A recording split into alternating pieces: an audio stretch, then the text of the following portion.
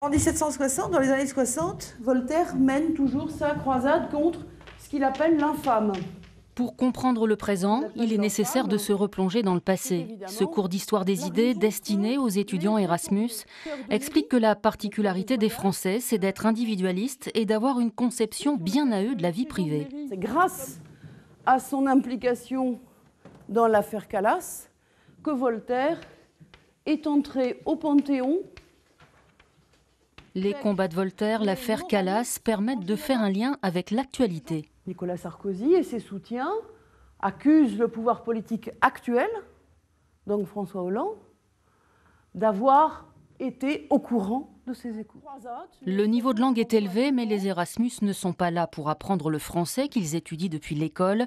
Ils viennent se perfectionner au-delà du langage courant et sont lucides sur la façon qu'ont leurs pays respectifs de prendre en compte l'individu. Les citoyens seraient plus au centre en France qu'en Espagne. Parce que je viens d'un pays que, comme la plupart des démocraties modernes, le citoyen n'a aucune participation dans la vie publique. Suivre les cours dans une autre langue s'adresse aux meilleurs. Les étudiants sont admis sur dossier, passent un test de langue dans l'une des 235 universités en Europe et font le choix d'étudier entre 3 mois et 1 an. Le français, ça va?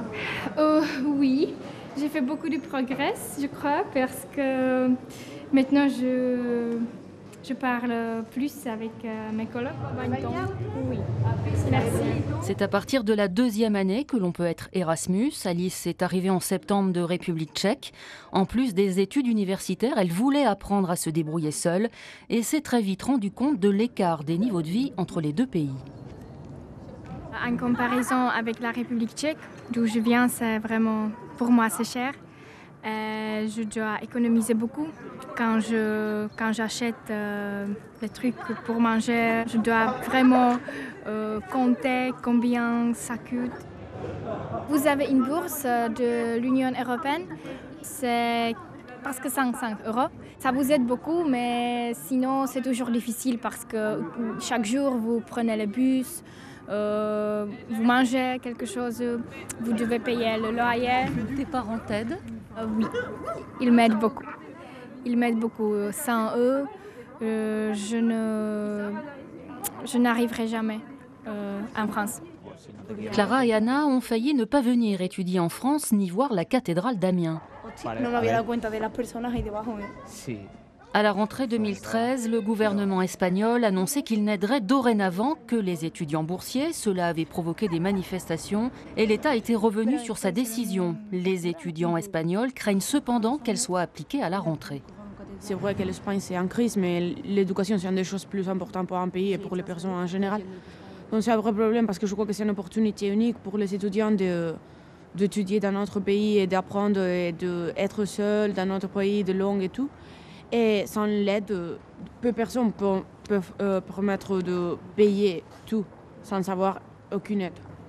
Ça vous coûte combien chaque mois de vivre ici? Ici, maintenant qu'on reçu, parce qu'en France on a reçu l'aide de logement, ça devient 600 euros plus ou moins. Ça dépend de si tu voyages beaucoup, tu voyages peu, tu sors beaucoup, tu sors pas. En Espagne, le SMIC est 2 fois moins élevé qu'en France. Anna n'aurait jamais pu venir sans une bourse. Ses parents gagnent moins de 1 000 euros par mois. En découle un réel désintérêt pour la politique. Qui est le président de la République? François Hollande. Et bon, pas beaucoup de choses de la politique parce que je ne l'aime pas. La politique ou François Hollande? La politique. En général, la politique, c'est pas une chose beau pour moi. Et en Espagne, tu t'y intéresses? Non plus. Vous lisez les journaux? Non, je vois la télé beaucoup que lire la presse.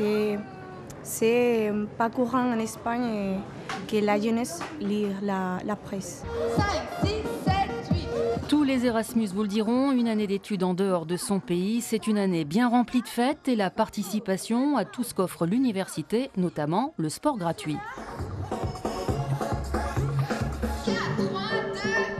Anna, Clara et Alice ne ratent jamais le cours d'aérobic du soir et ici le langage est universel. Forcément, elles ont un petit peu plus le déhanché, elles ont moins peur de faire des choses, de se montrer. Donc c'est vrai que ça, en LIA, elles sont un petit peu plus à l'aise que nos petites Françaises qui parfois sont un peu coincées. Les deux Andalouses profitent de chaque jour. Leur année est presque finie. Pour elles qui se sont rencontrées à l'université d'Amiens, elles redoutent déjà la séparation.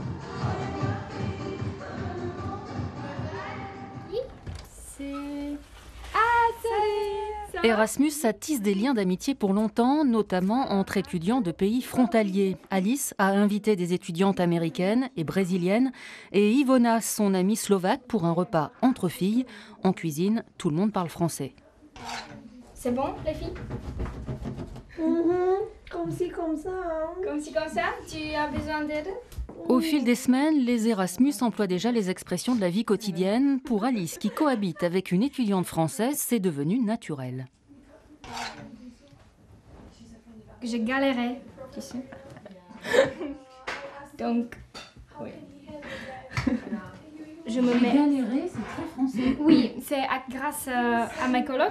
Je connais beaucoup d'expressions qui sont... On apprend tous les mots, toutes les expressions que nous, on peut dire. J'ai un cahier ici, j'écris tout ce que j'entends chaque jour. Nickel.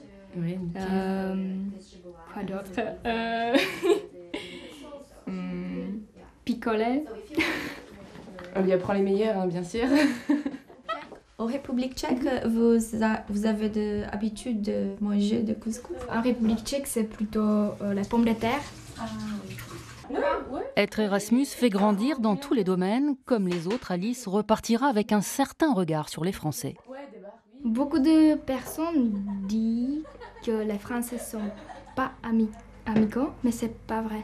Ils sont très amicaux, mais vous devez faire le premier pas. Ils sont fiers, ils aiment beaucoup la France, ils aiment beaucoup le français, la langue. Mais c'est sympa. Pour moi, c'est la raison pour laquelle j'aime les Français. Ça me dérange pas qu'ils sont fiers. C'est bon parce que les Tchèques sont pas très fiers et c'est pas bon. Les Erasmus emmèneront un peu de la France dans leur pays. En plus d'une belle expérience humaine, c'est sans aucun doute un atout pour leur vie future en Europe. C'est Chin normalement quand tu es en France. Chin.